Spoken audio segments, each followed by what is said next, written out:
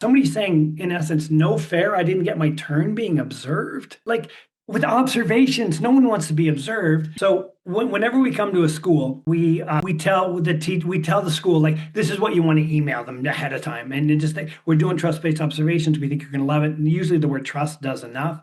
We say, but for those that get observed, it's going to be uncomfortable to have a group of people come with a laptop. But as soon as you've had the reflective conversation, we know you're going to feel great. So it transforms your school so quickly. And so there was a school, we do schools all over the world. So we were at an international school in Phnom Penh in Cambodia. And on Friday afternoon, the superintendent and I are leaving. It's a very large school.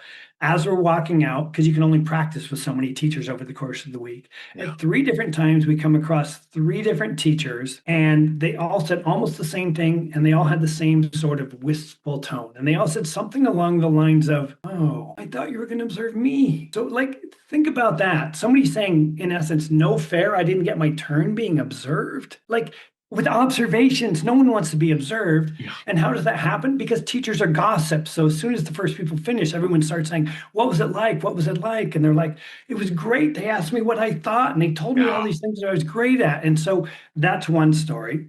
And at the grade level meeting, I told my whole team about it, and I showed them exactly how I did it. And now the whole team's doing it. Well, what is that? That's collective teacher efficacy in action, which is, Yeah. by the way, John Hattie says trust-based observations is collective teacher efficacy in action, man.